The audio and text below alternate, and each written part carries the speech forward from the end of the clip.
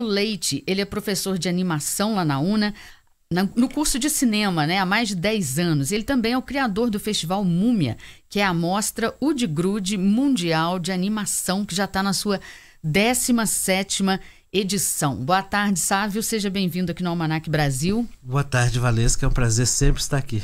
Sávio, só lembrando aqui para quem está nos ouvindo que a gente está transmitindo essa nossa entrevista aqui ao vivo no nosso canal no YouTube e também no Facebook. Pode ir lá no facebook.com/Rádio Inconfidência ou no youtube.com, no canal da Rádio Inconfidência também, para conferir essa entrevista na íntegra. Sabe, você esteve aqui há pouco tempo falando de um livro, né, que você organizou, do Jorge Sanginés. E agora você está com um livro novo, Diversidade na Animação Brasileira. Antes da gente entrar no assunto desse novo livro, eu queria que você contasse um pouquinho dessa história do panorama da animação em Minas Gerais. Você como professor de cinema e criador do festival, né, de animação que a gente tem aqui em Belo Horizonte. Muito bem. Então, Belo Horizonte é a capital do Brasil que tem uma certa peculiaridade assim, sobre cinema de animação.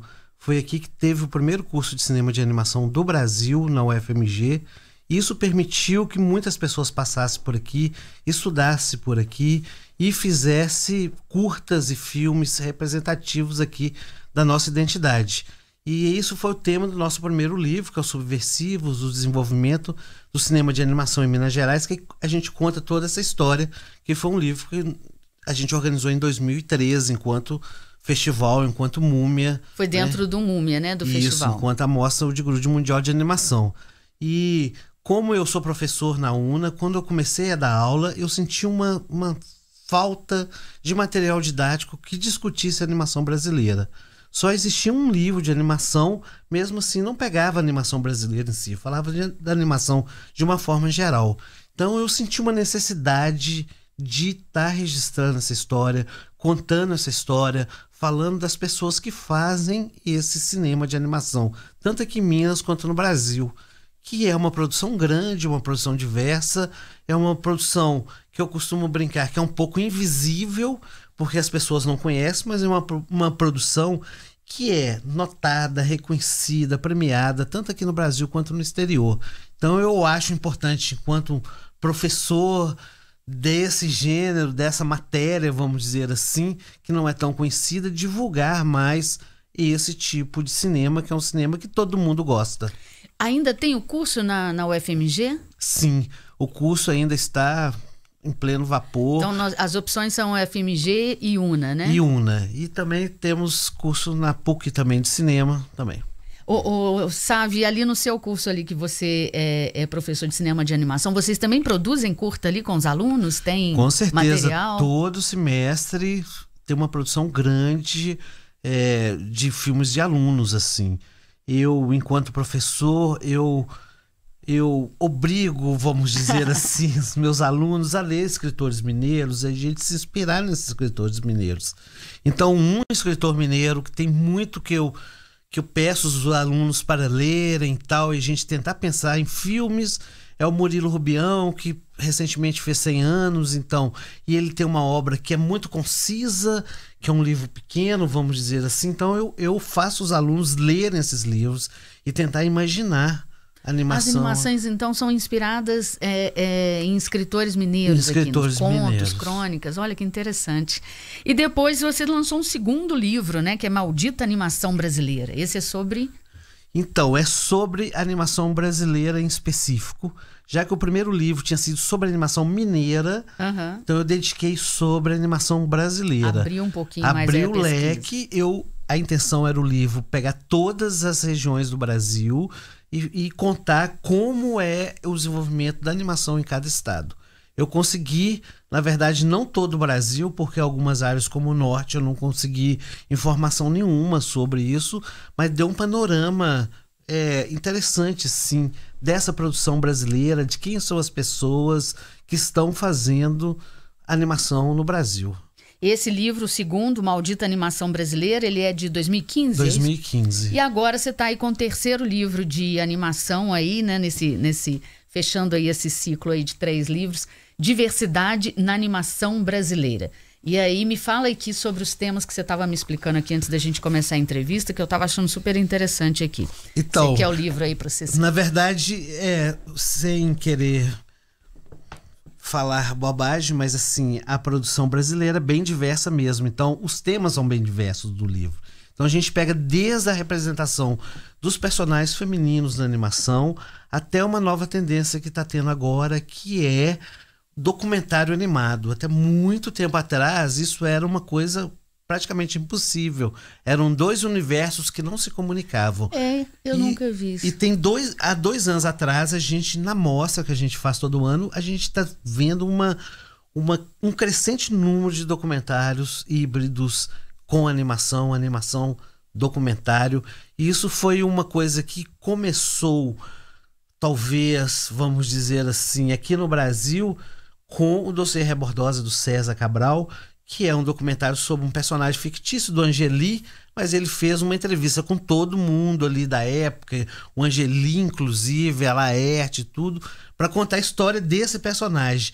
E aparentemente era um documentário, primeiramente era um documentário, mas virou uma animação super premiada, e a partir daí se pipocaram vários exemplos no mundo inteiro dessa coisa da animação e o documentário. Mas também tem um texto do professor Maurício Gino, que é do UFMG, que ele fala sobre aquela tela digital, aquela fachada digital do Espaço do Conhecimento da UFMG, ali na Praça da Liberdade, que a Múmia é parceira, a gente exibe os filmes do festival ali, e ele também fala dessa tendência mundial de ter essas telas no mundo inteiro passando material audiovisual. Vocês exibem no Espaço do Conhecimento fora do festival, ao longo do ano, é isso? Na verdade, a gente exibe durante o festival e durante o período de férias, após o festival. Então, está acontecendo no momento, até domingo agora, projeções diárias, 8 e 9 horas da noite, lá no Espaço do Conhecimento. Olha, bom saber.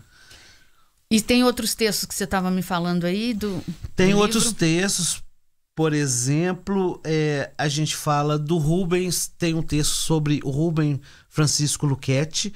Rubem Francisco Luchetti, ele é um escritor brasileiro com mais de 300 livros, fez roteiros para filmes do Zé do Caixão, para Ivan Cardoso, e ele, no começo, na década de 50 e 60, começou a fazer animação diretamente na película, que é uma técnica super complicada, e ele conseguiu fazer alguns filmes e conseguiu fazer também, e esses filmes teve uma repercussão, ganhar prêmios internacionais.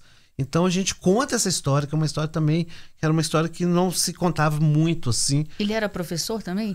Não, ele nunca foi professor, na verdade. E aí a gente fala sobre animação no Pernambuco. Então o livro é bem diverso. E para fechar o livro, tem 8 entrevistas com personalidades da animação brasileira. E eu tentei também puxar esse gancho, tentando atender o máximo possível, dando espaço para as mulheres que fazem animação, entrevistando elas também, entendeu? Ah, maravilha. Ô Sávio, e esse livro está com lançamento já programado para sábado agora, dia 9 de fevereiro, de 11 da manhã às 3 da tarde, ali na Livraria Ouvidor, né? Isso. Fernandes Torinho, 253. Isso. Algum dos outros autores dos textos estarão presentes? Maurício Gino, que é de Belo Horizonte. Provavelmente estarão presentes. E aí vai ter lá uma sessão de autógrafos. Isso. Hoje, como é que está a animação brasileira? A produção é toda digital, né? A produção é toda digital, embora o digital ele veio para ajudar, mas o trabalho manual, o trabalho artístico ainda é muito importante para construir. Acredito eu que a gente está num momento muito interessante da animação brasileira, porque tivemos vários editais, inclusive a gente não tem ainda um longa mineiro de animação, mas está sendo produzido mais de um. Então, assim... Mineiro. Tem o filme Nimoé da Juca, da Tânia e Tânia Anaia e Nave Mãe, que está sendo produzido no interior, em Divinópolis, que é do Igor Bastos. Isso é um progresso muito grande. Fora isso, a gente já tem séries de televisão também mineiras, que é o Nino, no Espaço do Conhecimento, que é do Ronaldo Zenóbio. Então a gente está num momento muito efervescente, que está sendo reconhecido, e editais que propiciaram esses filmes a ficar prontos. Ô Sávio, e o próximo Múmia vai ser quando? O próximo Múmia vai ser de 1 a 23 de dezembro.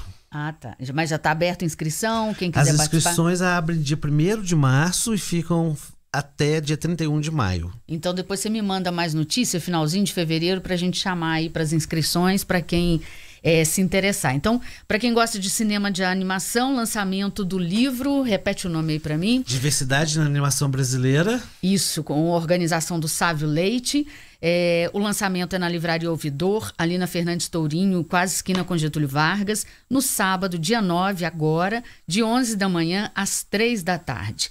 Sávio, muito obrigada pela sua participação aqui no Almanac Brasil e mande notícias pra gente quando abrir as inscrições pro Múmia. Muito obrigado, Valesca. Sempre um prazer estar aqui. A gente vai pro intervalo e eu volto já. Você se esforçou para se preparar para o Enem. Agora, você não pode perder a chance de usar a sua nota e decidir o seu futuro. As inscrições para o FIES, para você conquistar um financiamento para o seu curso em uma universidade particular, vão de 7 a 14 de fevereiro. Fique atento ao